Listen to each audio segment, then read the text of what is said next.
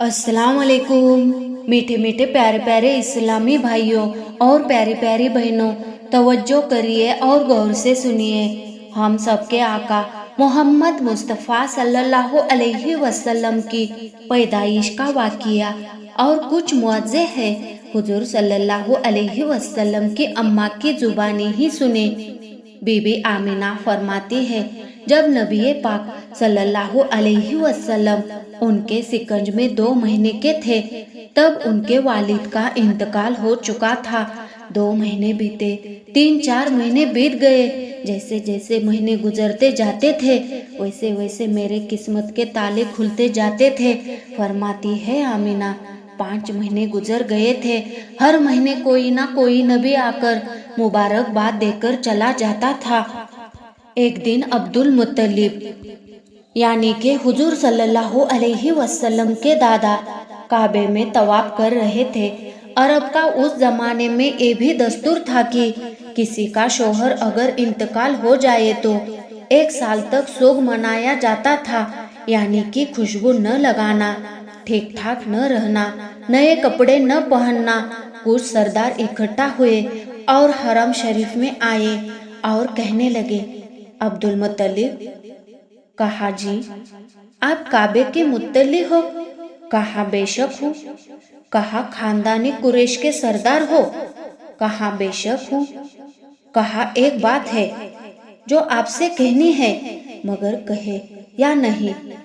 तो अब्दुल मुत्तलिब बोले, कहो। फिर सरदार बोले, अरब का दस्तूर ये भी है कि नहीं, जब औरत का शोहर इंतकाल हो जाता है तो शोक मनाया जाता है? अब्दुल मुत्तलिब ने कहा, हाँ। तो फिर आमिना अपने शोहर का शोक क्यों नहीं मनाती? इतना सुनना था। अब्दुल मुत्तलिब यानी प्यारे आका मोहम्मद मुस्तफ़ा सल्लल्लाहु अलैहि वसल्लम के दादा की आंख झुक गई, चेहरा जर्द, बदन दर्द हो गया, गर्दन झुकी। कहने लगे, क्या कह रहे हो?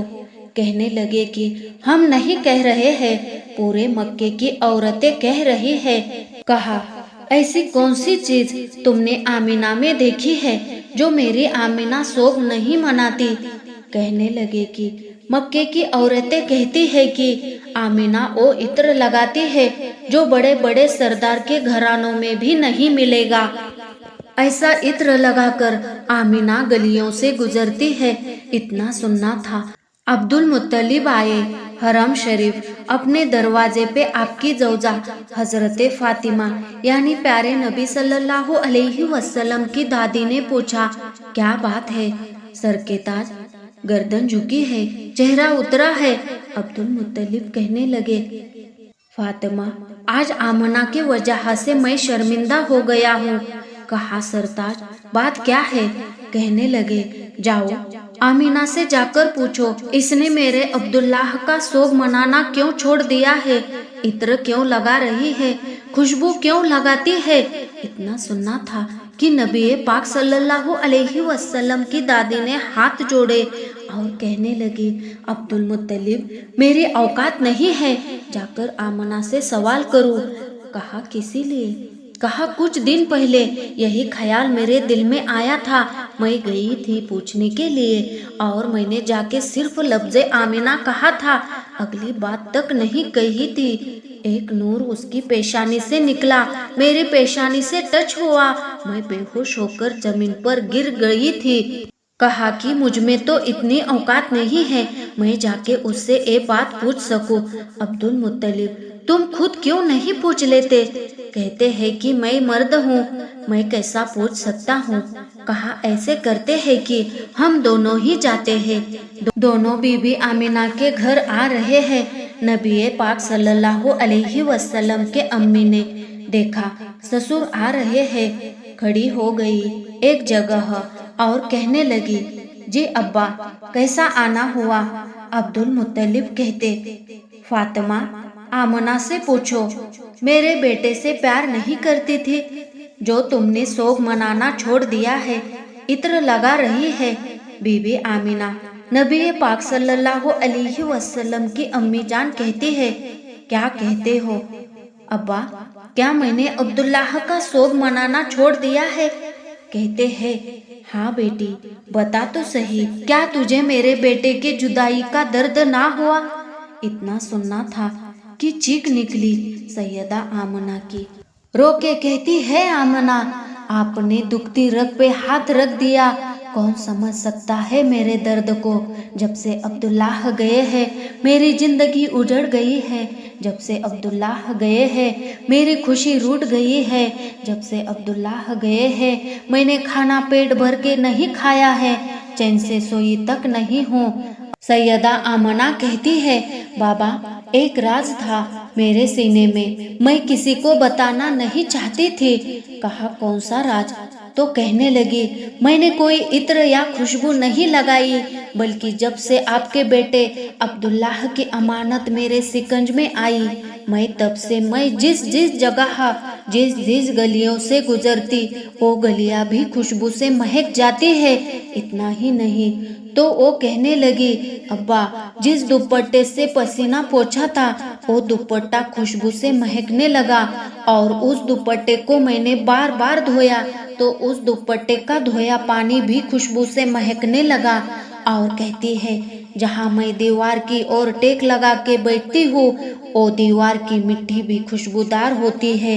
اتنا ہی نہیں تو آپ جب حرم شریف جاتے تو ہمیں پانی کی غرض ہو جاتی ہے تو میں کنویں پر پانی کے لیے جاتی ہوں تو بنا ڈور کے جاتی ہوں، جب میں کنویں میں جھانک لیتی ہوں تو پانی اوپر آ جاتا ہے، میں اور میری کئی عورتیں کنویں کا پانی بھر لیتے ہیں، سب سے پہلے پانی کے لیے جاتی ہوں اور سب کے بعد واپس آتی ہوں تاکہ سبھی عورتیں پانی بھر سکے۔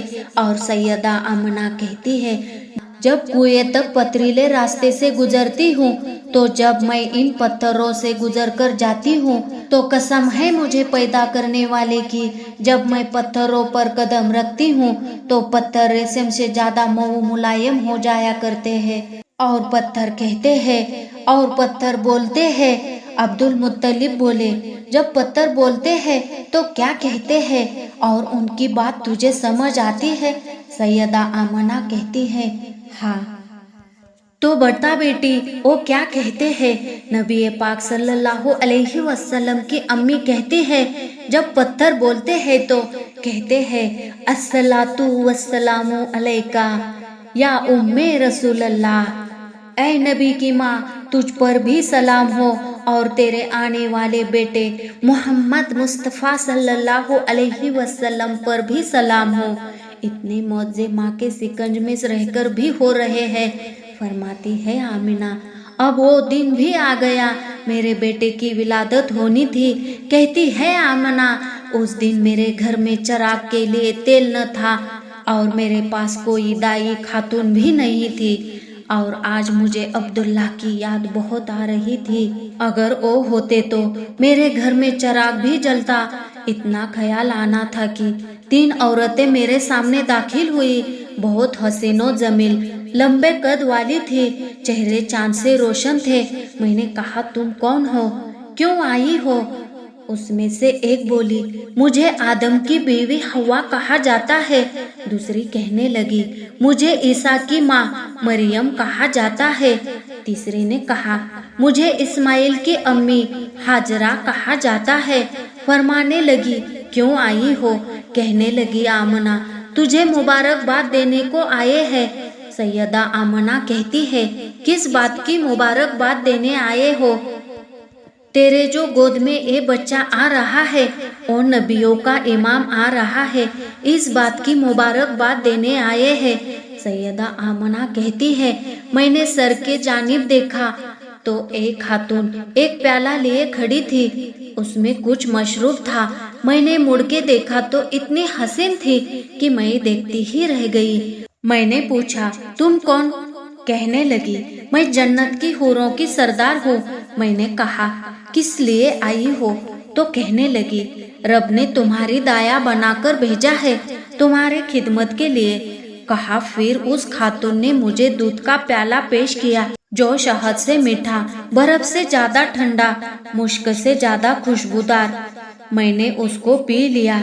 उसका पीना था कि मेरे जिस्म से नूर निकला, यानी कि मेरे प्यारे बेटे मोहम्मद मुस्तफ़ा सल्लल्लाहु अलैहि वसल्लम की विलादत हुई।